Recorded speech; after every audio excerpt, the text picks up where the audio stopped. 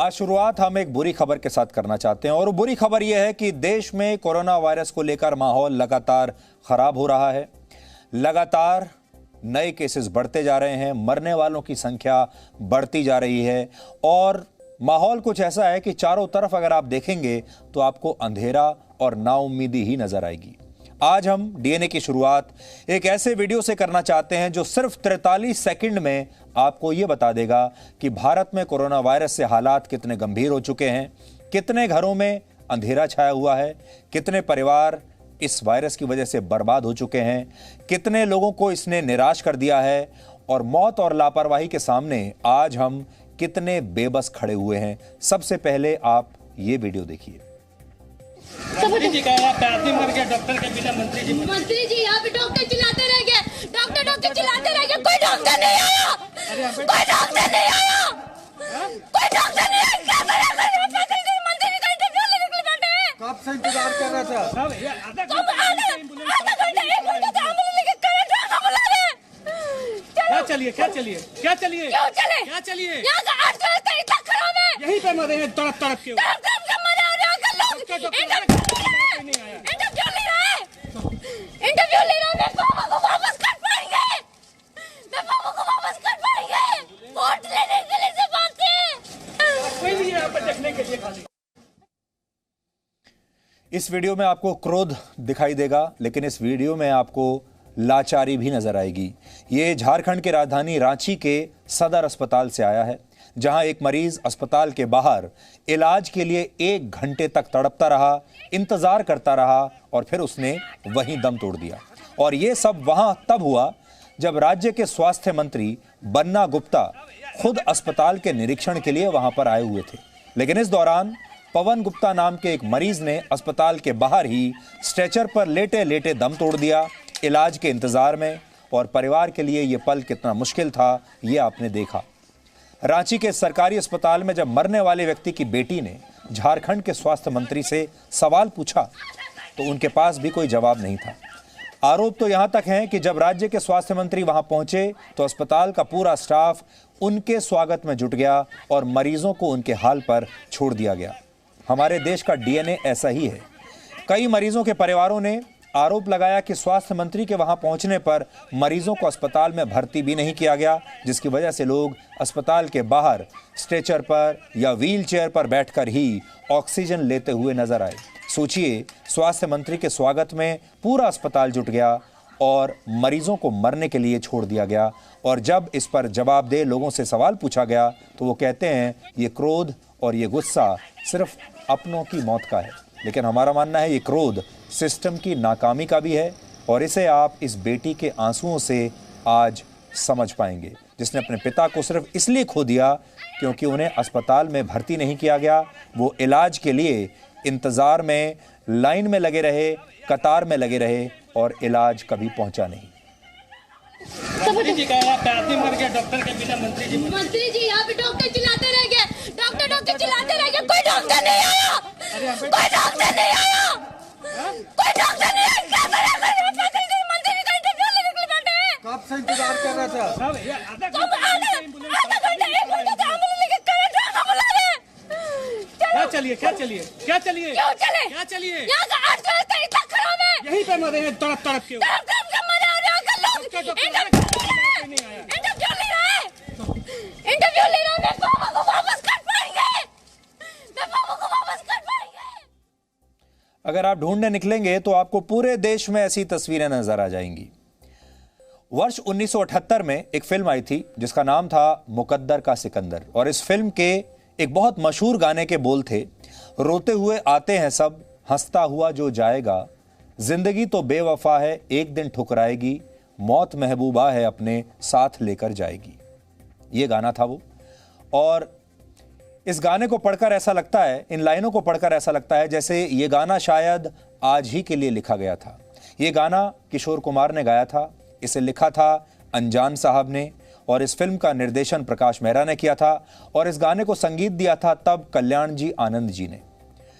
मुकद्दर का अर्थ होता है भाग्य या किस्मत और सिकंदर एक प्रसिद्ध यूनानी सम्राट था जिसने विजयी होने की नई परिभाषा लिखी थी। यानी कुल मिलाकर एक ऐसा व्यक्ति जिसने अपनी किस्मत पर विजय प्राप्त कर ली हो। और आज मुकद्दर का सिकंदर वही है जो कोरोना वायरस के इस दौर में भी खुद को जीवित रख पाए, क्योंकि महामारी के इस दौर में मृत्यु का साम्राज्य अब चारों तरफ फैल चुका है और पहली बार मृत्यु लोगों से यह कह रही है कि प्रतीक्षा कीजिए, क्योंकि आप कतार में हैं।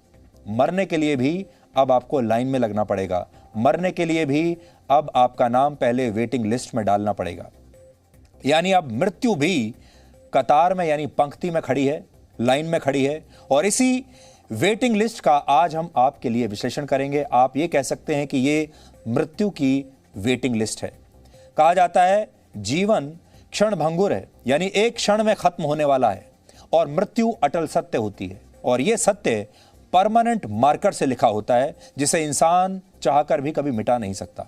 लेकिन मृत्यु अब एक नया सत्य लिख रही है, और यह सत्य कतार में खड़ा होकर जीवन की कीमत भी हमें लगातार हर पल बता रहा है। कतार यानी लाइन एक ऐसा शब्द है जो भारत के लोगों में बचपन से ही बस जाता है। यह हमारे डीएनए में है। किसी भी बच्चे के जन्म के बाद पहली कतार जन्म प्रमाण पत्र बनवाने से शुरू होती है। फिर स्कूल के लिए एडमिशन के लिए हम लाइन में लगते हैं, कॉलेज के लिए एडमिशन के लिए लाइन में लगते हैं, नौकरी के लिए लाइनों में लगते हैं, राशन के लिए लाइन में लगते हैं, बैंक की लाइनों में लगते हैं, ट्रेन की लाइन में लगते हैं, बस की लाइन में लगते हैं। और जीवन भर ये कतार, अगर आप भारत में रहते हैं तो ये कतार कभी भी आपका पीछा नहीं छोड़ती। कतार आपके जीवन का महत्वपूर्ण हिस्सा है। आपको हर जगह कोई भी चीज तभी प्राप्त होगी जब आप लाइन में खड़े होकर इसे मांगेंगे।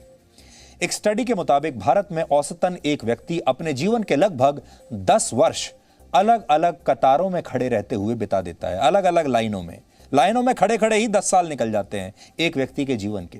लेकिन अब इसका भी विस्तार हो चुका है और अब मृत्यु ने भी इंसानों को कतार में लाकर खड़ा कर दिया है। और इसे आज हम आपको तस्वीरों वाली दूरबीन के जरिए समझाएंगे। भारत में कोरोना वायरस से संक्रमित होने वाले मरीजों की संख्या लगातार बढ़ रही है, कम नहीं हो रही। हर रोज जब हम आपके सामने आते हैं तो ये इस उम्मीद के साथ आते हैं कि हम आपको शायद ये कह सकें कि आज संक्रमित लोगों की संख्या कल के मुकाबले कम हो गई है, लेकिन ऐसा होता नहीं। पिछले 24 घंटे में नए मरीजों की संख्या 1,84,000 पहुंच गई है। मरीजों के साथ मौत के मामले भी बढ़ रहे हैं और पिछले एक दिन में इस बीमारी से 1,027 लोगों की मौत हो चुकी है हमारे देश में।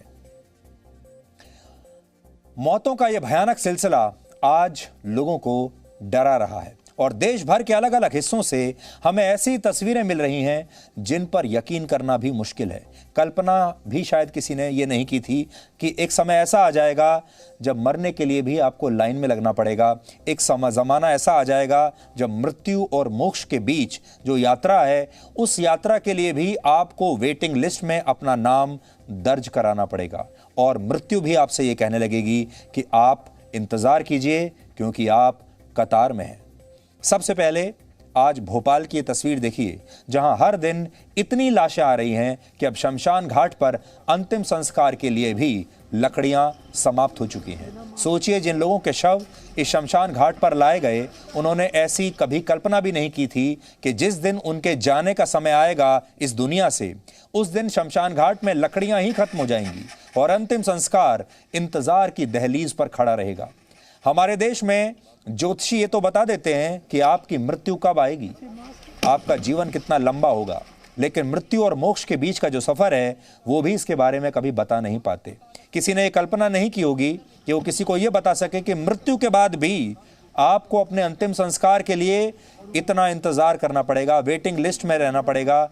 ये भी आपकी किस्मत में लिखा हुआ है। इनमें से कोई ये नहीं जानता था कि मरने के बाद भी ये लाइन में ही लगे रहेंगे। जीते जी जब ये जिंदा थे तो खड़े होकर लाइन में लगे रहे, बिना लाइन में लगे इन्हें कुछ नहीं मिला, और मरने के बाद अब इनका शव लाइन में लगा हुआ है।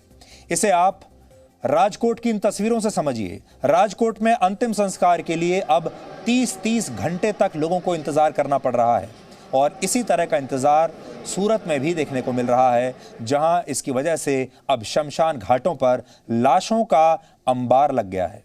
अस्पतालों से शमशान घाट पर इतनी लाशें पहुंच रही हैं कि कई लाशों को लकड़ी के गोदामों में रखा गया है। यानी जहां कल तक अंतिम संस्कार के लिए लकड़ियां रखी जाती थीं, अब वहां लकड़ियां खत्म हो गई हैं और उनकी जगह भी लाशों को रखा गया है। और ये सब लाशें इंतजार में हैं, ये सब लाशें लाइन में लगी हुई हैं, ये सब लाशें वेटिंग लिस्ट में हैं कि इनका अंतिम संस्कार कब होगा। आज जो बड़ा सवाल हम आपके सामने लेकर आए हैं वो यही है, इनमें से किसी ने ये कल्पना भी नहीं की होगी कि अंतिम संस्कार के लिए भी मरने के बाद भी लाइन में लगना पड़ेगा, मरने के बाद भी कतार में लगना पड़ेगा। जीवन भर तो कतार में लगे ही, मरने के बाद भी ऐसा होगा। गरुड़ पुराण से लेकर शिव पुराण तक सब में यह बताया गया है, जो दुनिया में आया है उसे अपने शरीर को छोड़कर एक न एक दिन जाना ही पड़ता है, क्योंकि ये दुनिया मृत्युलोक है और यहां पर मृत्यु का साम्राज्य है। हम सब ये बात जानते हैं, कोई नई बात आज आपको नहीं बता रहा हूं। सब ये जानते हैं कि अगर आप इस दुनिया में एक बार आए हैं तो आपको जाना भी जरूर पड़ेगा। लेकिन मृत्यु का जो साम्राज्यवाद आजकल हम देख रहे हैं, शायद उससे पहले किसी ने नहीं देखा होगा। कहते हैं जीवन तभी तक है जब तक मृत्यु नहीं है, तब तक जीवन है। लेकिन जिस दिन जब मृत्यु आती है तो कष्ट और भी बढ़ जाता है। आज हम ये सब आपको तस्वीरों के जरिए समझाएंगे। पहले तो कहते थे कि मृत्यु एक बार आ गई तो आपके कष्ट सदा के लिए समाप्त हो जाएंगे, लेकिन अब वो भी बदल चुका है। अब मृत्यु आने के बाद भी आपके कष्ट खत्म नहीं हो रहे, आपकी लाइन खत्म नहीं हो रही, आपकी वेटिंग लिस्ट खत्म नहीं हो रही। जब जन्म लिया था तब भी लाइन में लगकर जन्म लिया था, उस दिन भी अस्पतालों में जगह नहीं थी, उस दिन भी अस्पतालों में बेड नहीं थे, उस दिन भी डॉक्टरों की कमी थी। और जब मरे तब भी लाइन में लगकर ही मरे, तब भी ऐसे ही बिना इलाज के मरे, डॉक्टरों के इंतजार में मरे और अब अंतिम संस्कार के इंतजार में हैं।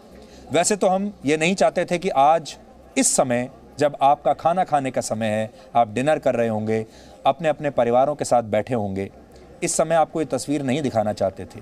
लेकिन आज मृत्यु के इस लोक का विश्लेषण करना बहुत महत्वपूर्ण हो गया है, क्योंकि ये मृत्यु का एक अलग ही लोक है। इसे आप एक नया मृत्यु लोक कह सकते हैं। अब आप भरूच की ये तस्वीर देखिए, लेकिन आपको पहले एक चेतावनी ज़रूर दे देते हैं। ये सारी तस्वीरें ऐसी हैं जो आपको मानसिक रूप से विचलित कर सकती हैं। यहाँ एक साथ कई शवों का अंतिम संस्कार किया जा रहा है और बहुत सारे लोगों के अंतिम संस्कार में उनके अपने भी शामिल नहीं हुए, क्योंकि माहौल ही ऐसा है।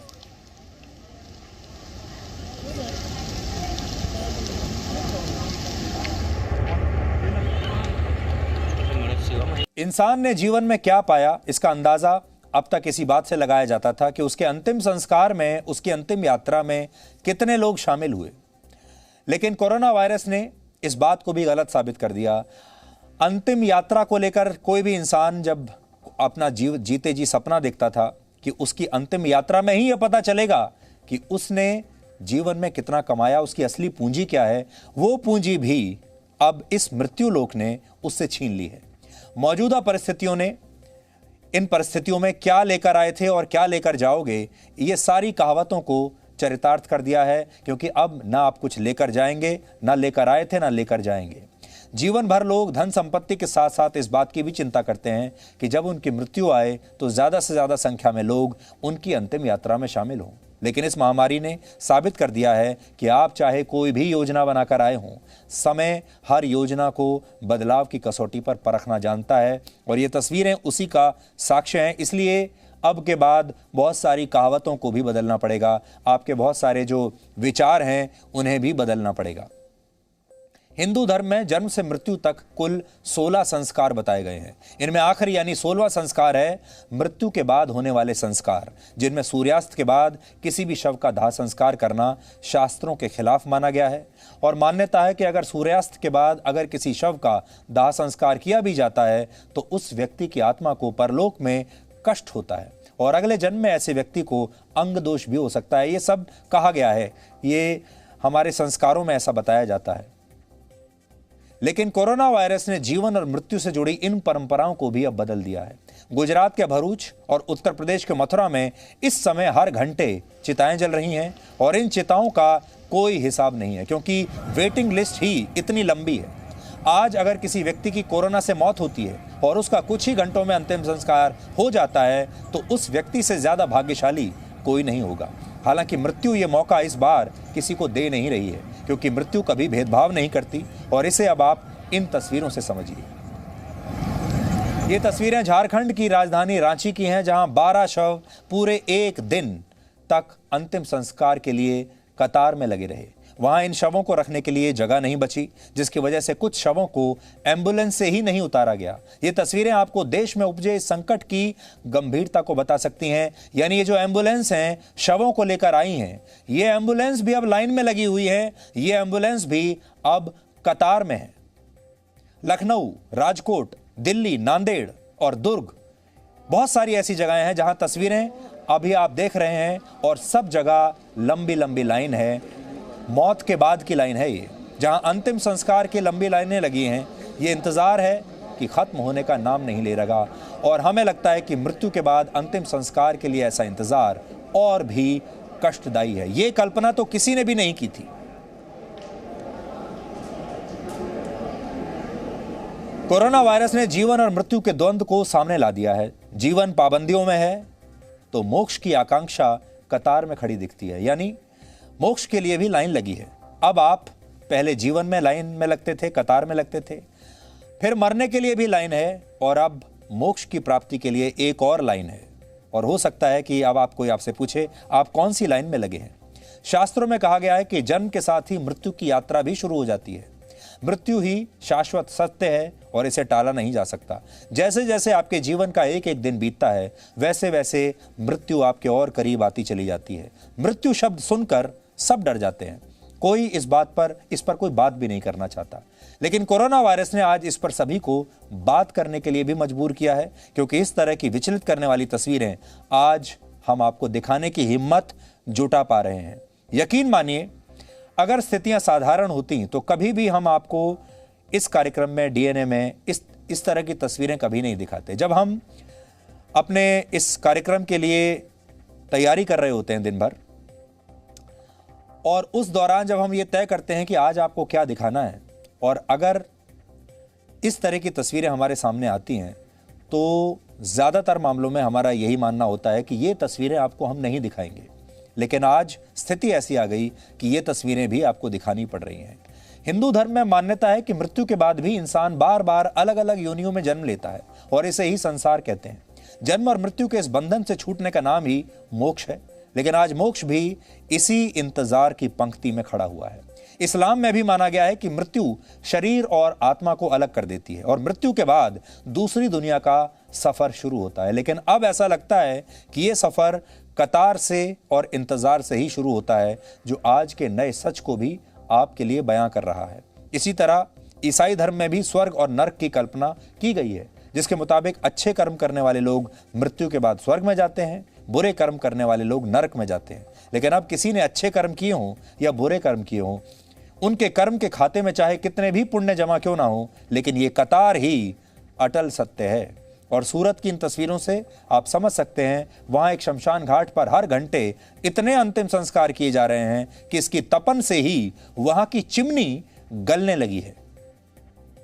इस चिमनी ने भी कभी नहीं सोचा होगा कि इतने अंतिम संस्कार किए जाएंगे इसके जरिए कि यह भी गलने लगेगी। मृत्यु को लेकर हमारे देश ने इस तरह की लंबी कतार शायद पहली बार देखी है। आपने भी पहली बार देखी होगी। लेकिन अब हम आपको यह बताते हैं कि ये जो कतार है, ये जो लाइन है, वो कैसे भारत के लोगों के डीएनए में है। एक रिसर्च के मुताबिक भारत में हर व्यक्ति को औसतन हर दूसरे काम के लिए कतार में ही खड़ा होना पड़ता है। लोग अपने जीवन के औसतन 10 साल लाइनों में खड़े रहते हुए ही बिता देते हैं। अस्पतालों में डॉक्टरों को दिखाने के लिए लोगों को हर बार औसतन 1.5 से 2 घंटे का इंतजार करना पड़ता है। अकेले दिल्ली में बसों में चढ़ने के लिए लोगों को हर बार 70 मिनट औसतन इंतजार करना पड़ता है। ये लाइनें सड़कों से लेकर राशन की दुकान और यहां तक कि अदालतों तक इसी तरह चलती रहती हैं, और आज भी कुछ ऐसा ही हो रहा है। आज वैक्सीन लगवाने के लिए लोगों की लाइनें लगी हैं। पटना, दिल्ली, मुंबई, पुणे, कहीं कोई भी शहर देख लीजिए, ये तस्वीरें आप इस समय देख रहे हैं। ये लोग वो हैं जो जिंदा रहने की कोशिश कर रहे हैं, जो मौत को टालने की कोशिश कर रहे हैं, जो ये चाह रहे हैं कि मरने के बाद अंतिम संस्कार की लाइन में इन्हें ना लगना पड़े, इसलिए वैक्सीन की लाइन में लगे हुए हैं। ये कोशिश है कि पहली लाइन में ही लगकर किसी तरह दूसरी लाइन में जाने की संभावना को टाल दिया जाए। ये लोग मौत की लाइन में नहीं लगना चाहते, इसलिए जीवन की लाइन में लगे हुए हैं।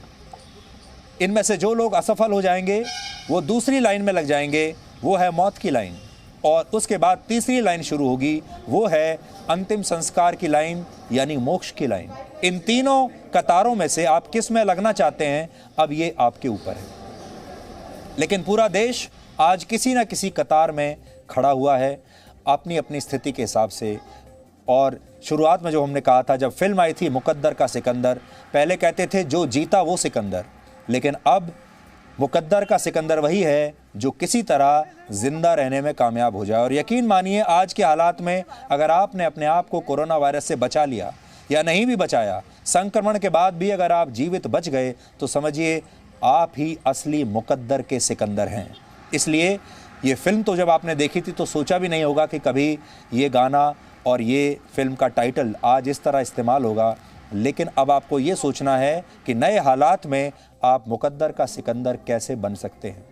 और अब मुश्किल नहीं है, अब आपको जीतना नहीं है, अब आपको सिर्फ सरवाइव करना है, अब आपको सिर्फ जिंदा रहना है। अगर आप जिंदा रह गए तभी आप मुकद्दर के सिकंदर हैं। कोरोना का टेस्ट कराने के लिए लोग लाइन में लगे हैं। आप अहमदाबाद की तस्वीरें देखिए, ये गाड़ियों की लंबी लाइन है जहां लोग इन गाड़ियों में बैठकर अपना कोरोना टेस्ट कराने का इंतजार कर रहे हैं, क्योंकि यहां ये सब जो गाड़ियां हैं ये कतार में हैं। एक एक गाड़ी रुकती है, उसके बाद कोरोना का टेस्ट होता है, क्योंकि इन लोगों से कहा गया है कि अपनी गाड़ियों से ना उतरें, गाड़ी में बैठे बैठे ही इनका RT-PCR टेस्ट कर दिया जाएगा। यहां भी एक लंबी कतार है। देखिए, ये उन लोगों की कतार है जो जीवन जीने के लिए, जिंदा रहने के लिए संघर्ष कर रहे हैं। इस कतार को भी आप देख लीजिए। इसके अलावा एक और कतार में आपको लेकर चलते हैं, अस्पताल में भर्ती होने के लिए लगी हुई लाइन और कतार। अहमदाबाद में 1200 बेड के एक अस्पताल के बाहर 108 एम्बुलेंस कतार में खड़ी हैं, और इन सभी एम्बुलेंस में वो मरीज़ हैं जो अस्पताल में इलाज करवाने के लिए अपनी बारी का इंतज़ार कर रहे हैं। सड़क पर खड़े नहीं हो सकते, इसलिए इन एम्बुलेंस में लेटे हुए हैं मरीज़। हर एम्बुलेंस में मरीज़ है जो कतार में खड़ा हुआ है, और ये कतार कितनी लंबी है इस बात से तय होगा कि ये मरीज़ बचेंगे या मृत्यु लोक में चले जाएंगे। जब ये मृत्यु लोक में चले जाएंगे, वहाँ पर एक दूसरी कतार है, फिर उस कतार में इन्हें लगना होगा, और फिर वहाँ के बाद एक और तीसरी कतार है, फिर वहाँ लगना होगा। इसके अलावा इस महामारी के डर से अपने घर लौटने वाले प्रवासी मजदूरों की भी एक लंबी कतार है। लंबी लंबी लाइनें हैं जो रेलवे स्टेशन और देश भर के बस अड्डों के बाहर दिख रही हैं। ये एक और कतार है, ये घर जाने वालों की कतार है।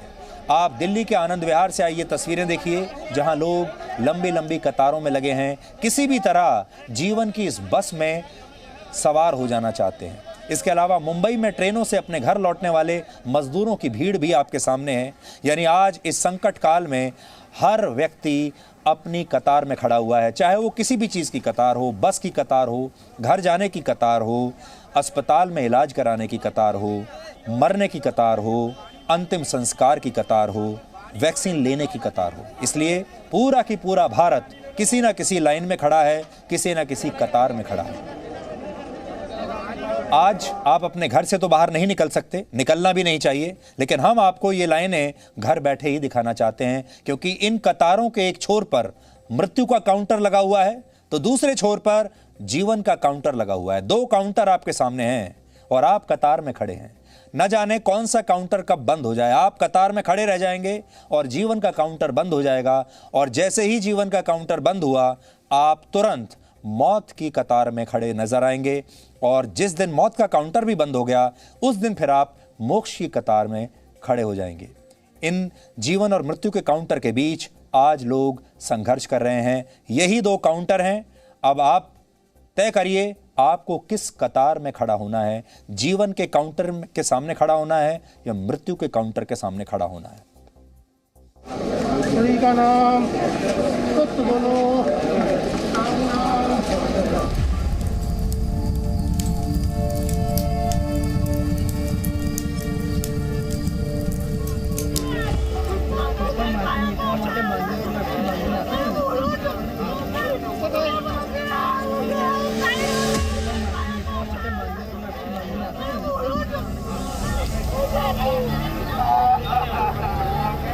कोरोना संक्रमण का ये वो दौर है जब जिंदगी और मौत के बीच फासला कम हो गया है।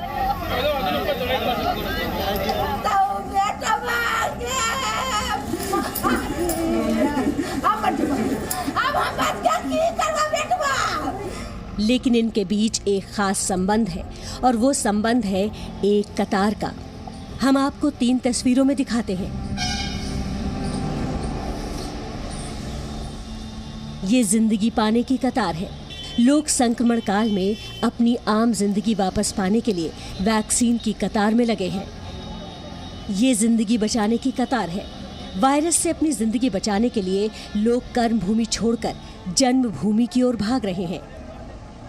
और ये मौत के बाद मोक्ष पाने की कतार है। शवदाह गृहों में भी लंबी कतारें हैं क्योंकि शवों को जलाने की जगह कम पड़ गई है। ये तीनों तस्वीरें आज की सच्चाई है जिनको बदल पाना फिलहाल बहुत मुश्किल है। कहते हैं मृत्यु के बाद मोक्ष मिलता है और मोक्ष का रास्ता हिंदू धर्म में शवदाह से शुरू होता है। लेकिन यहाँ पहुँचने के लिए बहुत लंबी कतारें लगी हैं। शवों को भी जलने के लिए अपनी बारी का इंतजार करना पड़ता है। कोरोना संक्रमित मरीजों की मौत कितनी तेजी से बढ़ी है, इसका अंदाजा आप देश के शवदाह गृहों की इन कतारों से लगा सकते हैं। पहले आप दिल्ली की तस्वीरें देखिए। शवों को जलाने के लिए सबको अपनी बारी का इंतजार करना पड़ रहा है।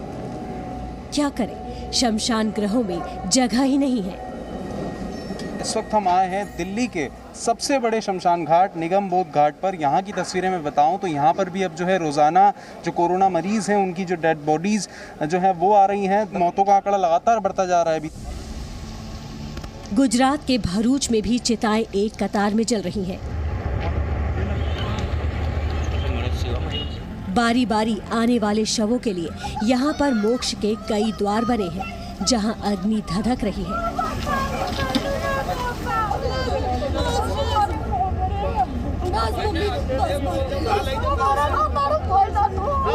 सूरत में तो हालात ये है कि शवों को जमीन पर रखने के लिए सोशल डिस्टेंसिंग का पालन भी मुश्किल लग रहा है।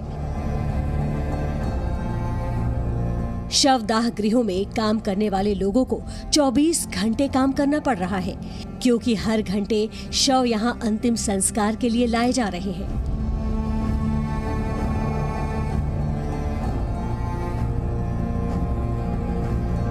अब तक हमारा नंबर अभी करीबन 15-20 मिनट पहले लगा।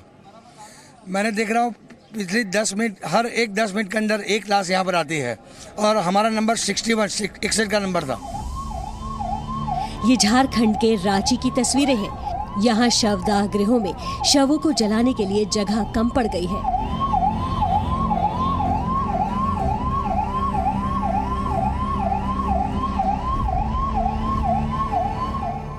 कोरोना संक्रमण के इस दौर में मोक्ष पाने से ज्यादा लंबी कतारें जिंदगी वापस पाने के लिए अस्पतालों में लगी है।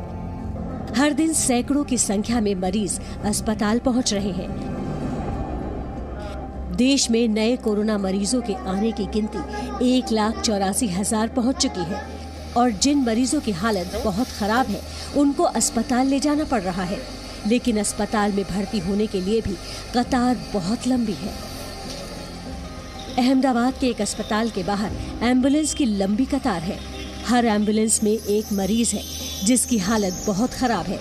उसको बचाना बहुत जरूरी है। लेकिन अस्पताल में इतनी भी जगह नहीं कि इन मरीजों को तुरंत बेड नसीब हो जाए। ये इंतजार कुछ मिनट या चंद घंटों का हो तो भी गनीमत समझिए।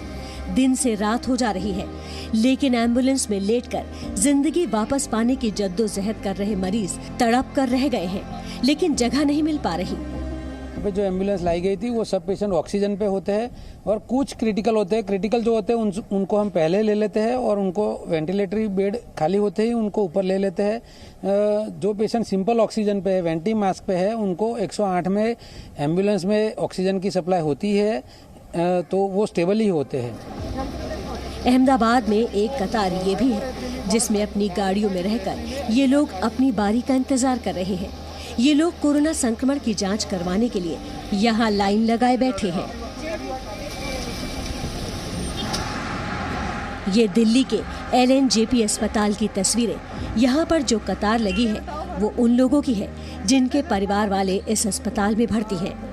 उनकी हालत कैसी है, वो जिंदा है या नहीं, कोरोना संक्रमण से बच पाए या नहीं, ये जानने के लिए उनको एक लंबा इंतजार इस लंबी कतार में रहकर करना पड़ता है।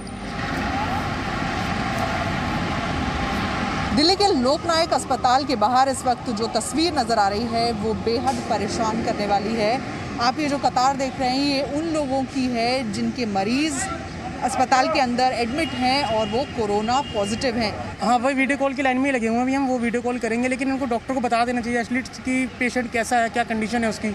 8 बजे वार्ड में ले गए थे, अब नहीं पता उनको क्या खिलाया क्या नहीं है, दवाई दी है ये नहीं पता, उन्हें अंदर नहीं जाने दे रहे। अस्पतालों में एक कतार और लगी है, वैक्सीन लगवाने की कतार। जब से कोरोना संक्रमण का खतरा बढ़ा है, वैक्सीन लगवाने के लिए लोगों की कतारें भी लंबी होती गई हैं। कई सेंटर्स पर वैक्सीन खत्म होने लगी है। ये पुणे की तस्वीरें हैं, जहां वैक्सीन लगवाने और कोरोना जांच करवाने के लिए लोगों की कतार लगी है। ये मुंबई की तस्वीरें हैं, यहाँ वैक्सीन की कमी हो गई है, लेकिन फिर भी वैक्सीन लगवाने के लिए लोग लाइन में खड़े हैं। दिल्ली में भी कई वैक्सीन सेंटर्स पर यही हाल है, लोग वैक्सीन के लिए कतार लगाए खड़े हैं। ये पटना के हालात है। वैक्सीन के लिए यहाँ पर काफी भीड़ जुटी है, सबको अपनी बारी का इंतजार है। जब टोकन नंबर दे दिया गया तो टोकन नंबर वाइज बुला लेना चाहिए था, लेकिन उन्होंने क्या किया कि वो सब टोकन जो है सब कलेक्ट कर लिए, तो नंबरिंग वाइज तो डिफर हो गया। कोई 55 वाले पहले आ गए, 1 वाले नीचे चले गए। अब ना जाने उसमें 5 सीरियल चल रहा है कि 4 सीरियल चल रहा है कि 50 सीरियल चल रहा है, कुछ नहीं पता चल रहा है।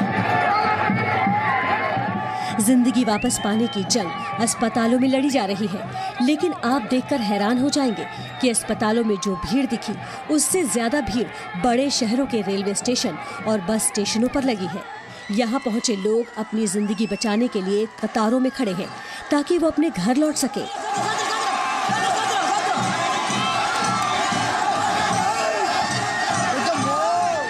ये मुंबई के लोकमान्य तिलक टर्मिनस की तस्वीरें हैं। यहाँ की भीड़ और ये कतार उन लोगों की है जो संक्रमण से बचने के लिए अपने गांव लौट रहे हैं। दिल्ली का आनंद विहार बस स्टेशन हो या फिर गुड़गांव का बस स्टेशन, सभी जगह एक सा हाल है। बसों में भीड़ देखिए, लोग अपने पूरे परिवार के साथ गांव लौट रहे हैं। इन लोगों को फिर से लगने लगा है कि संक्रमण उन्हें शहर में जीने नहीं देगा। जिंदगी बचानी है तो इन्हीं कतारों में लगकर बस और ट्रेन से गांव लौटना होगा। लॉकडाउन लग जाएगा, इसीलिए जा रहे हैं लोग। लेकिन अभी लॉकडाउन की तो घोषणा भी नहीं हुई है। कहीं लग गया तो कर्फ्यू लगे, उसके वजह से काम भी बंद हो गया है, तो हमारा कंपनी भी बोल दिया है जो अपना देख लो, इसलिए हम जा रहे हैं। और पिछले बार स्थिति खराब हो गया तो हम लोगों को पैदल जाना पड़ा, इसलिए अभी से हम लोग तैयारी करके जा रहे हैं।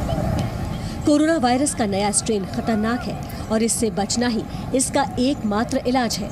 अगर आप सब भी इसकी गंभीरता को नहीं समझ रहे हैं तो फिर अपने आप को तैयार कर लीजिए, क्योंकि आपका इंतजार कर रही है जिंदगी पाने, उसे बचाने या मौत के बाद मोक्ष की लंबी कतारें।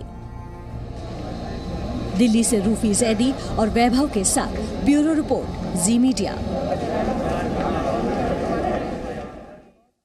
आज हम आपको एक और नई जानकारी ये भी देना चाहते हैं कि इस बार कोरोना वायरस से युवा ज्यादा संक्रमित हो रहे हैं। पहले आपने देखा होगा, ये कहा जा रहा था कि जो बड़ी उम्र के लोग हैं वो ज्यादा शिकार बन रहे हैं कोरोना वायरस का, लेकिन इस बार युवा भी शिकार बन रहे हैं। और अगर हम सिर्फ अकेले दिल्ली की बात करें तो अकेले दिल्ली में जो हर दिन मामले दर्ज हो रहे हैं उनमें से 65% ऐसे लोग हैं जिनकी उम्र 45 साल से कम है। इसलिए इस बार ये जो दूसरी लहर आई है कोरोना वायरस की, ये युवाओं को निगल रही है। यहां आपके लिए एक और अपडेट ये भी है कि दिल्ली में कोरोना संक्रमण ने पिछले सारे रिकॉर्ड तोड़ दिए हैं। दिल्ली में पिछले 24 घंटों में 17,282 नए मामले दर्ज किए गए हैं। ये अपने आप में एक नया रिकॉर्ड है। 17,282 नए मामले एक ही दिन में 24 घंटे के अंदर। इसके अलावा मरने वालों की संख्या 24 घंटों में अकेले दिल्ली में 104 तक पहुंच गई है। दिल्ली में पॉजिटिविटी रेट बढ़कर 15.92% पर पहुंच गया है, यानी यह भी अब तक का सबसे ऊंची दर है, लगभग 16%। इससे पहले सबसे ज्यादा पॉजिटिविटी रेट 15.33% था, जो पिछले साल 15 नवंबर को दर्ज हुआ था।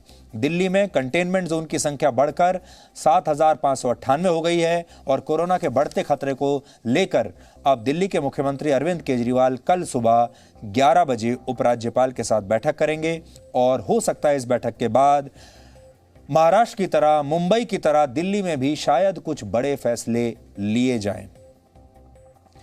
हम जानते हैं कि इस कतार को देखकर, जो अभी हमने आपको इतनी लंबी लंबी कतारें दिखाई हर चीज की, आपके मन में भी डर बैठ गया होगा। आपके मन में भी आजकल चारों तरफ अंधेरा अंधेरा आपको दिखाई देता होगा, निराशा आपके चारों तरफ रहती होगी और आप भी पिछले 1 साल से अब थक चुके होंगे, क्योंकि एक अपने आप में बहुत बड़ी चुनौती है हर रोज सुबह घर से निकलना। सबसे बड़ी चुनौती तो यह है कि अपने आप को सुरक्षित रखना। आप सुरक्षित निकले हैं तो सुरक्षित अपने घर भी वापस आ जाएं बिना कोरोना वायरस लिए। यह अपने आप में एक बहुत बड़ी चुनौती है, लेकिन आपके आसपास जो कुछ हो रहा है ये आपको थका देने वाला है। इससे आपको मानसिक थकान भी होगी, डिप्रेशन भी होता होगा, लेकिन सबसे बड़ी बात है वो है डर। इसलिए अब हम आपको कुछ ऐसा बताना चाहते हैं जो आपके मन में बैठे इस डर को डिलीट करने में आपकी मदद करेगा। इसलिए पहली बात यह समझ लीजिए, आपको इस डर को अपने मन से हमेशा के लिए डिलीट कर देना है। आज बहुत सारे लोग पूछ रहे हैं कि वो इस महामारी से बचें कैसे और क्या करें इस पूरे अंधकार में। तो हम उन लोगों को बताना चाहते हैं कि आप इस महामारी से तो बच सकते हैं, इस वायरस से भी बच सकते हैं, लेकिन जिस वायरस से आपका बचना मुश्किल है वो है डर का वायरस। कोरोना वायरस से तो शायद बच भी जाएं, लेकिन अगर आपके मन में डर का वायरस आ चुका है उससे आप नहीं बच पाएंगे। क्योंकि अगर आपने डर के इस वायरस को समय रहते समझा नहीं, डिटेक्ट नहीं किया, इसका टेस्ट करके इसे देखा नहीं कि आपके अंदर है या नहीं, तो ये शरीर के मरने से पहले ही आपके शरीर को और आपके मन को मार देगा। इसलिए जरूरी है कि आप सबसे पहले इस डर को अपने सिस्टम से डिलीट करें। यह डर भीड़ और भय के मनोविज्ञान से बनता है। जब आप अपने आसपास लोगों को डरा हुआ देखते हैं, उन्हें चिंता में देखते हैं, तो इससे आपकी चेतना भी कहीं खोने लगती है और डरना शुरू कर देते हैं आप। ऐसी स्थिति में अगर आप एक ही विचार को बार बार दोहराते हैं तो शरीर में रासायनिक परिवर्तन शुरू हो जाता है, जो कभी कभी इतना खतरनाक होता है कि ये आपको मार भी सकता है। इसलिए आपको इस महामारी से के साथ साथ डर के वायरस से भी सावधान रहना है, डर के वायरस से भी लड़ना है, क्योंकि ये भी एक तरह की महामारी है जो आपको तनाव और डिप्रेशन में डाल सकती है और आप खुद को बीमार महसूस करने लगते हैं। इसलिए जिस बात पर आज हम सबसे ज़्यादा फोकस करना चाहते हैं वो ये, अपने शरीर के साथ साथ अपने मन के स्वास्थ्य का भी पूरा ध्यान रखिए। शरीर तो आपका मजबूत होना ही चाहिए, लेकिन मन भी उतना ही मजबूत होना चाहिए। अपने मन को बिल्कुल कमज़ोर मत होने दीजिए और मन से सबसे पहले आप इस डर को निकाल दीजिए, क्योंकि ये डर अगर आपके मन में रह गया, इस डर का ज़रा सा भी स्ट्रेन अगर आपके मन में रह गया, तो फिर कोरोना का जो वायरस है ये आपके ऊपर हावी हो जाएगा। इसलिए आपको डरना नहीं है, आपको डर को भगाना है और निडर होकर इस वायरस का आपको सामना करना है। अगर आप निडर होकर इसका सामना करते हैं तो विजय आपकी ही होगी। और शुरुआत में हमने जो कहा था, तब आप असली मुकद्दर के सिकंदर बन जाएंगे, क्योंकि असली मुकद्दर का सिकंदर वही है जो इस डर को अपने मन से भगाएगा और पूरी निडरता के साथ इस दूसरे वायरस का सामना करेगा। Presenting B News app, available on Google Play and App Store. Download it now.